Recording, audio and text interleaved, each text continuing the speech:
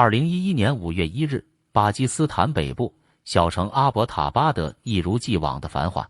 再过一段时间，这座小城将更加热闹，巴基斯坦炎热地区的富裕家庭将会纷纷到此度假。这个坐落在喜马拉雅山路海拔4000英尺的丘陵地带的小城，是巴基斯坦境内数一数二的避暑胜地。这只是一个稀松平常的日子，至少表面上看来是这样。但这里的人们并不知道，一颗游弋在近地轨道的美国军事侦察卫星正聚焦在城东郊比拉尔住宅区的一个呈三角形的大院子里。这个看上去普普通通的院落建在一块空旷的田野上，背靠大山，远远望去，根本感觉不出这所房子的围墙之高，院落之大。如果不到跟前，甚至根本不会有人注意到这栋房子的存在。厚厚的围墙足足有3米多高，全部用水泥加固，整个院落密不透风。里面的住宅以3层楼房为主体。就在这座楼房的第3层，隐居着一位被美国中情局列在全球通缉榜单上的人物，他就是奥萨马·本·拉登，那个在10年前制造了举世震惊的911事件的恐怖大亨。美国情报卫星的主要任务就是确保拉登在被斩首前还在这个院子里待着。在监视卫星传回的实时图像中，整个院子一览无余，包括本拉登居住的3楼。这座楼的3楼与其他楼层有些不同，楼上只有一面墙上有窗户，窗户是不透光的，且5个窗户中有4个只不过是窄窄的缝隙，位置稍稍高过视线。很小的阳台被2米多高的高墙遮得严严实实，就连身高1.9米的本拉登在阳台上活动也不会被外人看到。躲藏在这座楼里的5年多里，拉登很少离开2层和3层，偶尔离开，他也只是去院子里的菜园转转。为了不被美国的卫星发现，菜园上会搭起一大块帆布。为了不被外界追踪，本拉登从不使用过任何可以被截获信息的电子通讯设备。想要与外界联系，他只能在他天花板低矮的卧室里，坐在电脑前，不停地敲着键盘写信，然后由亲信传递给重要助手。此时此刻，躲在顶楼与年轻妻子在一起，像往常一样消磨时光的本拉登并不知道，美国卫星已经监控了他好几个月。几天前，美国航母已在阿拉伯海北部就绪，而地球另一端的白宫正通过卫星传回的画面密切关注着他的一举一动。一场名为海神之矛的斩首行动到来了，同时到来的也是本拉登的末日。这位制造了911恐袭的恶魔在东躲西藏了10年之后，终于迎来了被清算的时刻。那么有着如此先进的追踪技术的美国，为何在911后10年的时间里都没能定位本拉登？本拉登在他最后逃亡的日子里经历了什么？他如何躲开美国的追踪？他的最后一天又是怎么度过的？下面就快订阅 Zero 档案，我们将为您讲述恐怖大亨本拉登最后一天的故事。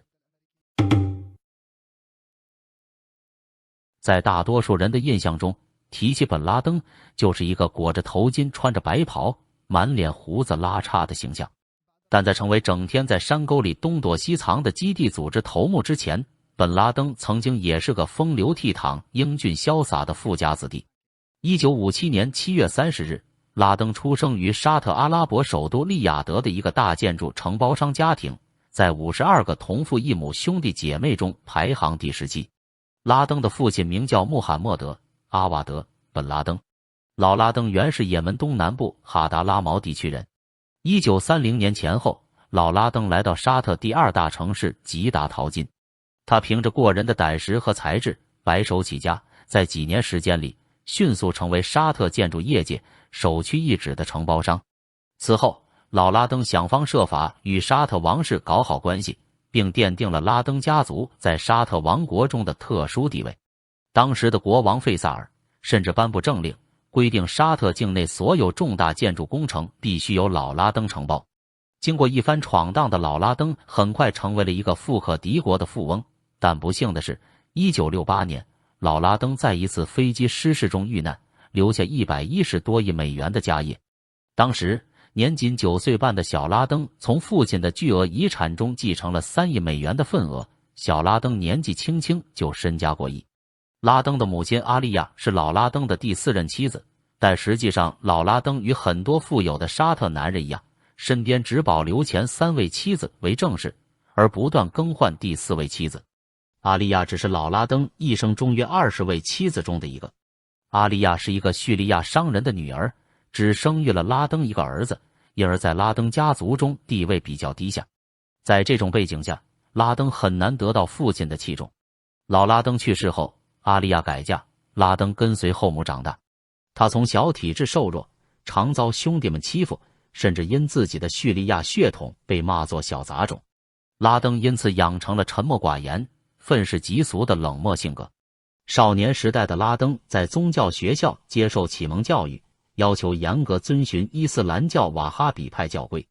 除诵读古兰经外，他还时常参加父亲资助的伊斯兰团体活动，有时还陪父亲到沙漠帐篷里修行。吉达位于沙特西部红海沿岸，是通往麦加的门户。拉登家族富甲一方，每年朝觐季节更是高朋满座，阿拉伯和伊斯兰世界的名流都以结交拉登家族为荣。他们中有很多人是宗教学术界翘楚，这些人的言论在拉登幼小的心灵里埋下了泛伊斯兰主义的种子。拉登19岁进入大学，1979年获土木工程学位毕业后，加盟由大哥萨利姆本拉登接掌的家族企业，以工程师身份参与管理层的工作。他用所学知识揽到大量合同，并赚取了数十亿美元的利润。如果按照建筑行业大亨的路线发展，拉登也可以成为新的100亿富翁，但是按照后来的结果来看，并没有。由于和大哥理念不合，拉登后来离开了家族企业。据保守估计，拉登的个人财富至少有5亿美元。在拉登的世界观形成时期，正是伊斯兰激进主义逐渐取代传统主义成为主流思潮的年代，因此拉登的宗教思想深受伊斯兰激进主义的影响。大学期间，拉登遇到了改变他命运的2个人，一个是来自埃及的穆罕默德·库特卜，另一个是来自巴勒斯坦的阿卜杜拉·阿扎姆。这2个人是当年该校开设的必修课伊斯兰文化课的教授，也是向拉登灌输圣战思想的精神导师。其主要观点是，当今阿拉伯伊斯兰世界的一切不幸和衰败都应归咎于伊斯兰信仰的缺失，因此真正的穆斯林必须拿起武器，对外来的入侵者和内部的叛教者进行圣战，以正本清源，回归伊斯兰早期黄金时代的传统。1979年，苏联大举入侵阿富汗，阿拉伯国家掀起一股反苏浪潮，成千上万的穆斯林青年远赴阿富汗参加抵抗运动，一些沙特人慷慨出资为他们支付路费。因为在广大穆斯林眼里，一个伊斯兰主权国家受到外国侵占，就是整个伊斯兰世界受到侵犯和侮辱。拉登长期接受的教育是，在伊斯兰的土地被异教徒占领后，圣战就是宗教的基本支柱。1980年，拉登奔赴阿富汗，投身驱逐异教徒的圣战事业。拉登在阿富汗抵抗苏军表现骁勇，曾在一次战斗中打死1名苏联军官，缴获一支卡拉什尼科夫冲锋枪。此后，不管走到哪里，他都一直引以为荣地将它随身携带。在阿富汗，拉登和他的老师阿扎姆联手创建了圣战者服务办事处，负责接待和招募来自世界各地的圣战志愿者，发放圣战宣传资料等。拉登的工作虽不很危险，但很重要，为游击队筹款。拉登充分利用家族的声望和人脉，从沙特政府、慈善组织、亲戚朋友以及海湾国家其他富翁那里募集了数十亿美元。他还将家族建筑业中大批重型机械捐献出来，为游击队修建堡垒、桥梁、仓库和道路。拉登在战争中赢得了赞誉，也锻炼了组织动员能力。更重要的是，他在阿富汗接触了塔利班，发现彼此情投意合。1988年，拉登在阿富汗创建基地组织，目标是推翻在他看来腐败无能的政府，驱逐这些国家的西方势力，最终废除国家疆界。基地组织与中东各国政府间的冲突逐渐显现，手段也越来越趋向恐怖主义。其军事大本营先后训练了数万武装人员。阿富汗战争结束后，拉登回到沙特，他认为沙特政府腐败软弱，决定采用自己的方式传播宗教思想。伊拉克入侵科威特后，他曾向沙特政府表示，愿率领阿富汗老兵支援沙特国民警卫队，但遭到沙特王室回绝。沙特转而向美国寻求保护，甚至同意美军在沙特设立军事基地。此举令拉登十分不满，他指责沙特政府背叛了伊斯兰教义，让美军进驻是引狼入室，沙特成了美国的帮凶。当时，沙特政府官员威胁说，他们可以让拉登家族一夜暴富，也可以让这个家族一贫如洗。因此，拉登遭到家族的冷遇。1995年，拉登因宣布对沙特本土数起恐怖袭击事件负责，被沙特政府开除国籍并驱逐出境。流亡期间，拉登培训和资助了大批极端分子，他的足迹遍布欧洲的波斯尼亚、中亚的车臣、塔吉克斯坦、西亚北非的也门、苏丹等国家，以及东南亚的菲律宾等地。1996年，拉登回到塔利班统治下的阿富汗，开始编织和运作庞大的国际网络，通过电传、卫星电话和互联网等手段，同分布在世界各地素未谋面的追随者进行联系。拉登的梦想是复兴14至15世纪时期的阿拉伯帝国，为此必须打败他所认为的最大恶魔——美国。1996年8月，拉登在互联网上发布针对美国的战争宣言。一个触角伸向全球、拥有巨额资金、先进技术与大批支持者的恐怖网络，在拉登的指挥和控制下不断膨胀。借助散布在全世界的恶魔盟友，本拉登犯下了累累的反人类罪行，主导了许多针对美国的爆炸袭击。美国政府追捕拉登的行动最早可追溯到1993年，当时一个名叫卡西的恐怖分子在美国中情局总部的入口处枪杀了2名该局的雇员后潜逃出境。美国苦苦追踪，在阿富汗将其抓获。顺着卡西这条线索，中情局又花了近3年的时间，终于查出其幕后黑手就是拉登。这时，美国才明确意识到拉登的潜在威胁之大。于是，美国情报部门在1996年初成立了追捕拉登的专案组，代号亚历克情报站，内部俗称曼森家族。1997年，曼森家族将拉登的藏身地锁定在阿富汗，打算雇佣当地人秘密绑架拉登。美军甚至在一个石头洞穴里设置了临时监狱，大有瓮中捉鳖的架势。然而，这个专案组却多次与拉登失之交臂，因为当时美国政府对这场追捕行动的重视不足，对恐怖主义等非传统安全挑战的应对并不积极。此后，拉登领导的基地组织针对美国的恐怖活动不断升级，美国也逐步坚定了打击他的决心，但命大的拉登每次都戏剧性地逃脱了。1998年8月的一天，美国得到情报，拉登正在阿富汗的一个基地组织训练营地同其他头目开会。时任美国总统的克林顿立即拍板发射巡航导弹轰炸。神奇的是，拉登凑巧临时外出，躲过了这一劫。1999年2月，美国再次得到情报，拉登在阿富汗的赫尔曼德省打猎，追踪小组随即锁定了拉登的帐篷，并计划发射导弹袭击。就在万事俱备之时，中情局却接到了放弃袭击的通知。一是白宫希望掌握更多拉登的动向，二是怕伤及无辜。当时与美国关系较好的阿拉伯国家的几位王子也在打猎队伍之中。美国多次的犹豫和不确定使拉登不仅躲过劫难，其实力也越来越大。直到震惊世界的911事件发生了。从1941年美国珍珠港被日本偷袭算起，美国本土已经半个多世纪没有受到袭击。这次恐怖主义行动点燃了整个美国的怒火。美国政府调查后宣布，这次恐袭的罪魁祸首是潜伏在中东的阿盖达基地组织，领袖是奥萨马·本·拉登。此时的本·拉登则是阿富汗塔利班政府的座上客，也为其出色的领导能力，基地组织在阿富汗不断壮大，已经影响阿富汗和巴基斯坦的边境地区。当时，塔利班教父独眼龙奥马尔和本拉登非常投缘，给了本拉登很多特权。阿富汗南部城市坎大哈几乎成为基地组织的主城，他们在南方的无人区里修建了很多训练中心，从中东来的志愿者都在这里受训。而在911事件发生后，本拉登更是名震整个伊斯兰世界，亚洲、非洲的极端组织都奉他为英雄，来阿富汗的投奔者络绎不绝。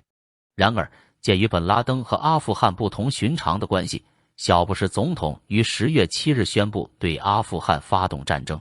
战争打响后，美军配合北方联盟南下，空袭阿富汗重要城市。美国的这次战争还是跟伊拉克战争一般，呈摧枯拉朽之势。11月，阿富汗首都喀布尔被攻陷，塔利班政权宣告解散。次月，阿富汗境内重要城市的据点就都被美国占领，战争进入治安战阶段。在战争过程中，美军在阿富汗最难啃的就是坎大哈，这里的战事足足打了1个多月，直到12月，美军才将其占领。当时，美军精锐游骑兵进入坎大哈，搜剿基地组织，打死了不少武装分子，但是没有找到任何首脑人物，尤其是本拉登，消失得无影无踪。就在这时，美军情报部传来消息，拉登和塔利班组织的首脑一起撤退，躲在了阿富汗和巴基斯坦边境地区的南格哈尔省。南格哈尔的托拉博拉山区是基地组织修建的重要活动中心，因为当地有大量天然岩洞相连接，这里的群山下有工事、有训练场、有仓库。美军特种部队马上进山搜剿，的确找到了一些据点，但依然没有拉登的踪影。当时，美国政府对本拉登的悬赏金额已经高达几百万美金，他们期待着基地组织内部会出现裂缝，一些人会经不住诱惑出卖这个恐怖头子。但现实却打了美国的脸，美国的确收到了很多疑似拉登的信息，而且有人信誓旦旦说自己亲眼见过的，但美军特种部队却每次都扑空。有些消息甚至故意把美军带到了陷阱之中，造成人员伤亡。渐渐的，美军开始加强对情报真实性的考察，同时提高拉登的赏金到5000万美金，希望真正的大鱼会上钩。美空军也在托拉博拉山区日常巡逻，卫星、侦察机、无人机一旦观测到地面异常，就派遣轰炸机来轰炸，或者特种兵夜袭。就这样找了2年，美国打死了不少武装分子，甚至击杀了疑似恐怖分子，可是拉登依然活蹦乱跳，经常放视频和录音出来。这些举动无疑是对美国政府的羞辱。美国政府很抓狂，找来专家逐帧分析拉登的视频，对里面的植物、纺织品、书籍甚至墙壁和石头都进行分析，希望得到拉登的方位。2003年，美国再次入侵了伊拉克，同时开了2场战争。本拉登这时再度现身，多次录像录音呼吁伊拉克人民团结起来，当地的军人应该不计代价打击美国侵略者。在此号召下，针对美军和外国平民的恐袭不断增加，各种超度视频出现在互联网上。更恐怖的是，全球渗透前往美国进行恐袭的恐怖分子也增加了。美国边检、航检、运检检查出来的危险品和危险人物是以前的数倍。要不是美国政府在911后提高了国内的安检严密程度，美国可能遇到第2次甚至第3次911事件。鉴于愈发严重的反恐形势，小布什亲自督办追杀本拉登的案件。随后，美国情报部门转变了方向，他们仔细分析基地组织的网络，希望从现有的囚犯身上打开缺口。在美国的关塔那摩监狱，美国政府对抓到的恐怖分子严加刑讯，但是这些宗教狂热者的嘴很严，几乎没有说出什么有价值的情报。唯一让美国关注的是，他们曾谈到本拉登的交流习惯。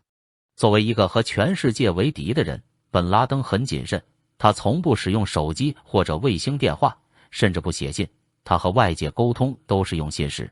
信使的身份在基地组织内部公开，但是他不用真名，而是用代号工作，他的真实名字、长相都只有组织上层知道。2004年 CIA 在巴基斯坦抓到了一个恐怖分子，名叫库尔。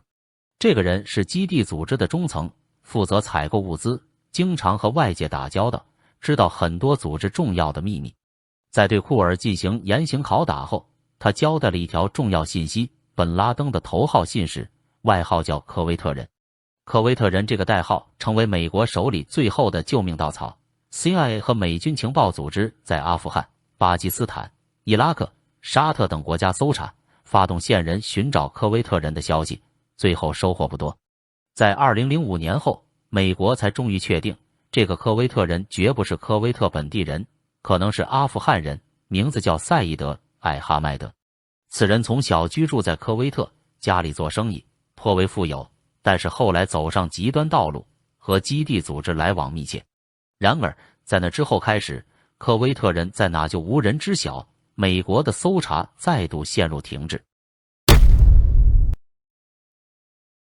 就在小布什要下台的2007年，本拉登接连放出录音，号召对美国进行攻击。小布什则宣布基地组织几乎被摧毁，本拉登什么都不是。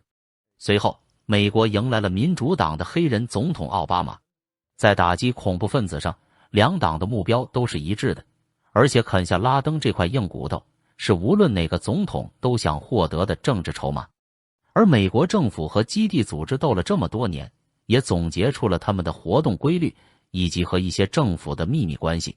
此时的基地组织却是名存实亡，着实不是美国的心腹大患，但是一些国家的政府部门或者军队暗中勾结恐怖分子，才是个巨大的隐患。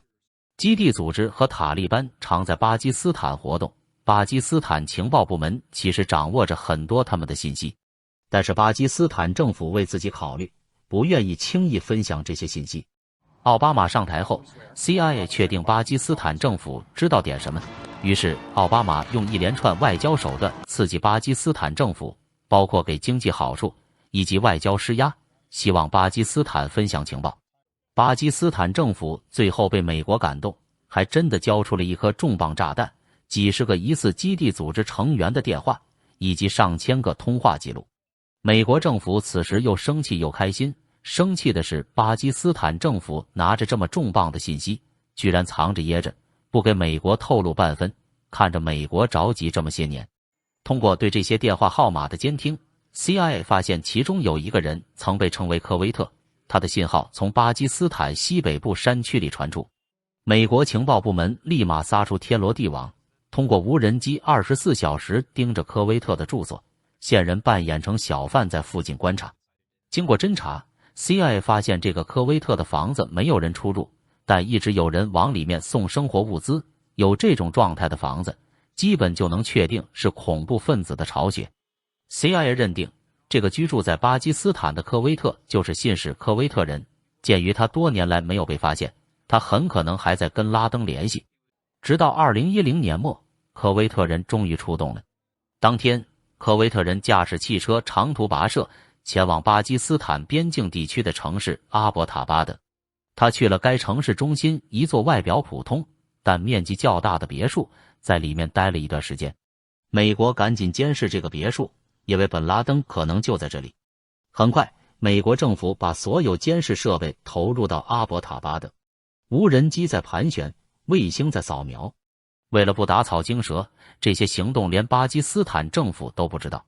同时，美国特工也潜入当地调查，科威特人活动的这栋大房子确实非常可疑。该别墅的面积远大于周围的房子，它有高大的围墙，厚达30厘米，高2米，上面有铁丝网。靠近这座院落时，会让人有一种压抑感。围墙3米多高，全部用水泥加固，整个院落密不透风。里面的住宅以3层楼房为主体，前方有花园。按照晾晒的衣服来分析，里面起码住着2个家庭。美国无人机24小时监视这栋房子，最后有了惊喜的发现。房子里有一个神秘的男人，从来不出门，甚至不上楼，只在花园里散步或和孩子玩耍。这个人非常可疑，但仅凭借模糊的图像以及生活轨迹，无法判定他是不是拉登。中情局还通过美国间谍卫星拍下院落图像，研判这个院落内的生活方式。在这个有2个安全门、墙上装着有倒刺铁丝网的院子里，房间内既没有电话也没有互联网，连垃圾都是在院内焚烧处理。中情局分析人员认定，这处耗资足有100多万美元定制的院落内，一定隐藏着一个重要人物。在进行反复推测后，他们几乎肯定隐藏其中的就是拉登。在做出这一判断后，中情局局长帕内塔与总统奥巴马、副总统拜登、国务卿希拉里、国防部长盖茨等人举行了一次秘密会议。为了绝对保密，这次会议没有列入与会人员的公开日程。之后，帕内塔与其下属用了数周研究了行动部署。2月，帕内塔又将五角大楼联合特种作战司令官麦拉文海军中将请到中情局总部，将拉登可能藏身的院落详细资料交给他，开始计划军事打击行动。事后证明，当时拉登的确住在这个院子里。这个院落是一个名叫阿沙德的巴基斯坦斯瓦特人于2004年初通过假证件买下来的。拉登与这两兄弟的父亲有30多年的交情，于是两兄弟由原来为拉登打掩护，后变成了他的助手及与外界联系的信使。拉登在此过着足不出户的生活，陪伴伺候他的是其3个妻子、1个儿子和3个助手，其中1个助手的妻子也住这里。与他们住在一起的还有12个小孩。拉登的儿子娶了阿沙德兄弟的妹妹，这些孩子有的是拉登的孙子孙女，有的则是阿沙德兄弟的子女。这个共21人组成的大家庭住在楼上的10间房子里，他们养鸡、种菜，过着田园式的生活。在阿伯塔巴德的日子里，家庭生活成了拉登真正的慰藉。他认为一夫多妻和生儿育女是宗教义务。他常常对关系亲密的男性朋友说，娶妻生子可以壮大穆斯林民族。他跟一些朋友开玩笑说，我真搞不明白为什么有人只娶1个老婆。如果你娶4个老婆，你就能过得美滋滋的，天天都做新郎官。然而，拉登无比享受的夜夜快活做新郎的生活即将被强行结束。虽说白宫方面已经基本上可以确定拉登就是在这个院子里，但对于多次在美军轰炸下都能狡猾逃脱的拉登，美国必须小心谨慎地对待这次消灭他的机会。官方将这次作战行动的正式代号命名为海神之矛行动。针对如何超度本拉登，当时研究出了3种行动方案： 1. 通过直升机将突击队运至院落进行突袭； 2. 通过 B-2 轰炸机将那处院落夷为平地； 3. 与巴基斯坦情报机构合作进行突袭。2011年3月14日，中情局长帕内塔将3种选择方案提交白宫。3月22日，奥巴马召集会议，对这3种选择进行讨论。其中，第3种联合作战行动的方案是最快被否定的，原因之一是奥巴马认为巴基斯坦政府和军队不能够信任，担心巴基斯坦方面可能会事先为针对本拉登的作战行动发出警告，导致拉登或他的同伙能够及时因应即将发生的袭击。为了能够保障作战任务的安全性为前提之下，因此美国情报和军事官员建议行动前应该避免让巴基斯坦知悉突袭行动的策划，也尽量排除与巴基斯坦官方的相关接触。另一种方案则是借由远程操控无人驾驶飞机，隐秘地对该栋住宅展开攻击。但这种方式也很快因计划的缺失遭到了否决，因为无人飞机所能搭载的火力十分有限，而且该藏身处的位置在巴基斯坦的国家首都防空拦截区内，无人机很可能在到达目标之前就被巴基斯坦军方击落。国防部长盖茨对派直升机突袭的选择表示疑虑，他认为此举过于冒险，并指示下属研究通过轰炸机投掷灵巧炸弹的可能性，因为中情局一直无法排除在躲藏处的下方还存在一个完善的地下掩体的可能。假设这个掩体存在的话，则有可能要投下近32枚910公斤的联合直接攻击弹药才能将其完全摧毁。就算能够对拉登的住宅进行准确的轰炸，以这样的计算方式来看的话，准确轰炸除了能让目标建筑物中的人死亡外，至少还会导致10几名平民因此丧生。此外，在轰炸过后，美国将得不到拉登的尸体，因此美国将无法证明拉登被炸死。而且，如果执行这一容易造成平民伤亡的方案，很大几率上会影响美军反恐战争的形象。这些建议在3月29日的国家安全会议中提出，使得奥巴马暂时搁置轰炸的方案。最终，奥巴马否定了空袭的主张。在此情形下，用直升机进行突袭成为首选方案，并决定除2架直接参与行动的隐形直升机外，再加派2架战斗直升机作为后援。到4月中旬后，麦克拉文与海军特战研究大队转往位于阿富汗的巴格拉姆空军基地旁的阿尔法营区展开培训练习，特地建了一座占地约1英亩，按照所获得的情报复刻出的住宅来提供训练。在4月26日，突袭部队成员飞抵格拉姆空军基地，之后于4月27日抵达贾拉拉巴德进行准备。4月28日，奥巴马再次召开会议，帕内塔说，经与其他多位专家研究，均认为拉登此时就在院内，现在已经到了决策之时。10多个小时后，奥巴马做出了最终决策。4月29日一大早，他将几名高级助手召至白宫外交室，宣布了他的决定。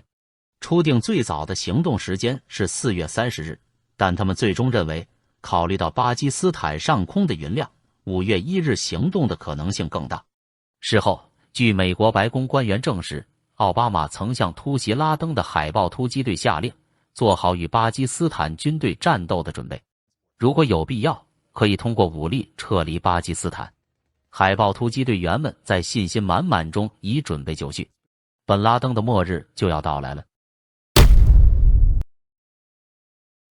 巴基斯坦时间5月1日深夜时分，执行突袭任务的直升机自阿富汗东北部的巴格拉姆空军基地起飞，于阿富汗东部的贾拉拉巴德城市外围的临时指挥基地进行最后整备后，便借由贴地飞行的方式，以躲过巴基斯坦边境部队的雷达追踪，准备缓缓越过边界驶入巴基斯坦境内。担负这次整个突袭任务的主要部队运输任务的是2架经过改良的 MH-60 黑鹰直升机。这次任务使用的黑鹰直升机为过去从未曾公开发表的逆踪版本，这使得直升机能够更加安静地于天空中飞行，同时也比传统版本的设计更难以被雷达所监测到。除了针对该栋建筑展开攻势的突击队外，在地面上也有因应各种情况随时待命的特种部队成员。其中，在贾拉拉巴德和阿伯塔巴德之间的荒凉地带，便有2艘到3艘的 CH-47直升机队伍待命中。其中这些 CH-47直升机在机身内配备有 M134 迷你炮机枪，以及提供黑鹰直升机使用的备用燃油。而在飞机上则搭载有2个小队，至少有24名待命中处于随时出动状态的海豹队员。而美国陆军游骑兵部队也组成快速反应小组，以支援海军特战研究大队在兵力上的调度。这些部队的任务是阻止巴基斯坦军方的出现，而干扰突袭计划的进行。另外还有25名海军特战研究大队，以及其计划中所搭乘的 CH-47直升机，部署在阿富汗边境，能够在紧急的时候支援突袭计划的进行。而在作战中，除了有由第160特种作战航空团所驾驶的直升机队伍外，尚有由数架固定翼战斗机和无人航空载具投入，随时展开必要的支援行动。美国空军也准备了一个完整的战斗搜索团队和数架救援直升机，以便随时投入战场。就在所有的突袭直升机与作战人员都准备就绪时，在地球的另一端的华盛顿白宫情况室内的奥巴马及官员们，也在屏幕前做好了观战的准备。此时正是美国时间的下午时分，美国总统奥巴马邀请许多重要国家安全事务的政府官员进入白宫战情室观看袭击影像。影像是由无人航空载具以夜视镜头进行拍摄，之后连同人为在中央情报局总部的帕内塔奇影像一同传往白宫战情室的荧幕上。为了这次绝密的斩首行动能顺利进行，在5月1日，白宫取消了其西厅平常对外开放的项目，以防游客或来访者撞见任何高官。奥巴马国安团队的所有成员集聚白宫情况室，一名助手准备了冷饮、薯片等小吃。美国东部时间5月1日下午25分，也就是巴基斯坦时间晚上11时5分，中情局局长帕内塔最后一次向白宫情况室内的所有人员概述了这次行动方案。此后，帕内塔回到位于弗吉尼亚州的中情局总部指挥军事行动，并并通过视频与白宫情况室保持联系。不久，帕内塔向白宫报告，他们已经跨越进入巴基斯坦。这一切，白宫情况室内的人都能实时监看。这次行动中，拉登的代号为杰罗尼莫。几分钟过去后，帕内塔说向情况室内人员报告，已有杰罗尼莫那里的图像。而这时，情况室内鸦雀无声。此时，巴基斯坦的阿伯塔巴德正是5月2日的凌晨深夜。很快，美军2架隐形黑鹰直升机借助雷达盲点潜入目的地。按照事先演练过很多次的行动方案，原本的计划是一组突击队员顺绳索降至住宅屋顶，另一组队员降至院子内，总体呈现一种军事上常用的前行运动形态。接着便由院子内的团队率先对地面上的建筑展开攻坚。但由于不可预期的气压问题，第一架黑鹰直升机的机尾不慎撞击于庭院一旁的围墙上，造成直升机的严重损毁且不能再使用，所幸机上人员没有伤亡。然而由于第一架黑鹰直升机的折损，使得指挥员不得不让第2架直升机放弃于建筑物屋顶垂降的攻坚计划，改成降落至建筑物的外侧，再以攀登围墙的方式进入庭院。在与原先坠落于庭院的部队成员会合之后，海豹部队开始重整攻势，准备直接于地面展开攻坚行动。当地时间凌晨1时，突袭的指令一发出，这批海豹部队立刻以炸药炸毁建筑物的墙壁和外侧门口，并进入屋内搜索。在海豹第1小队进入建筑后，立刻在房间门口后方发现作为基地组织成员之一的艾哈迈德·库威蒂。然而他手持一挺 AK-47突击步枪，并立刻对该小队开火，双方随即爆发小规模的交火，最后库威蒂于这次交火中被击毙。随后海豹部队第2小队在主要建筑1楼的另一个门口后方遇见了信使的兄弟巴尔，由于他在发现突击部队后疑似要前往捡拾一把放置于地上的武器，也立即被特种部队的成员击杀。然而在他遗体的旁边也躺着另一名女性，后来证实巴尔的妻子布莎拉也在这场混乱中中弹身亡。在主要建筑物的楼梯间，海豹部队第2小队再次击毙正在冲往他们的拉登22岁的成年儿子。最后突击队在主要建筑的2楼往3楼楼梯处看见了本拉登的踪影。当时的拉登穿着一种在当地命名为库尔塔，附有宽松上衣以及裤子的睡衣。美国特种部队是在前往3楼的途中，正好看见拉登在楼梯间查看发生了什么事情。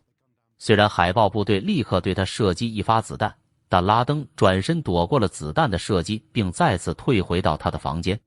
紧接着突击队员立刻跟随着拉登进入他的房间，并在卧房中看到2位女子也在里面。其中拉登的妻子阿麦勒站在拉登身前，一边掩护他，一边以阿拉伯语大喊他愿意代替拉登死去。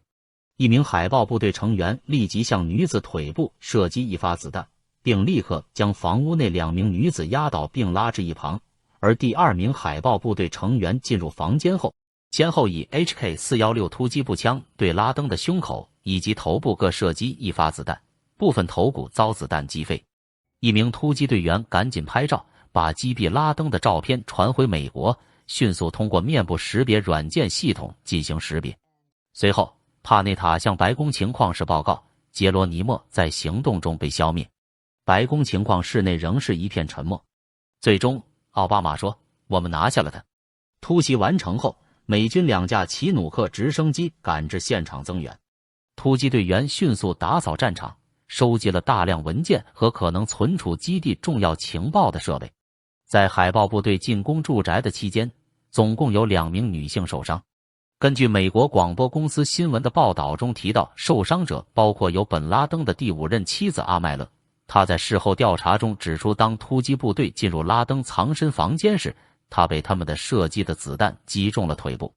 另一名受伤女性则是拉登的12岁女儿萨菲亚，她因为一块飞溅的碎片在她的脚底或脚踝处划下深深的伤痕。由于海豹部队在行动中纷纷遇见许多妇女和儿童，为了防止他们妨碍计划的进行，美军只得以塑料手铐或者束线带暂时局限他们的行动。在这次空中突袭结束后，美军将这批幸存的居民领导至屋外集中管理，并让他们接下来可以被巴基斯坦军队发现并收留。本拉登的尸体由美国部队带回基地，进一步验证身份。同于袭击中丧生的另外4名死者则留在建筑物的后院处，并在巴基斯坦的警方和军方赶来封锁现场时，将这些尸体领回做后续处理。撤离时，为了不让栽在院墙边的直升机落入别人之手，美军将其毁掉。突击队员带着拉登的尸体飞往位于阿拉伯海北部海域的美军卡尔文森号航空母舰。至此，地面行动结束，持续时间共约40分钟。行动交火时，巴基斯坦军方虽有察觉，但弄不清楚到底发生了什么。美方称，由于没有任何一个国家愿意收留拉登的尸体，美国也不想为世人留下拜谒拉登的圣地，决定将其海葬。在本拉登遭击毙不过24小时之后，位在北阿拉伯海的艾尔文森号便依传统穆斯林的宗教礼仪准备海葬。此外，美军还安排了一名以阿拉伯语作为母语的人士来祷告祭祀的宗教文具。在祷告之后，装有拉登尸体的袋子被放在一个平板之上，这个曾经给美国人民带来沉重灾难的恐怖大亨本拉登就这样滑入了大海。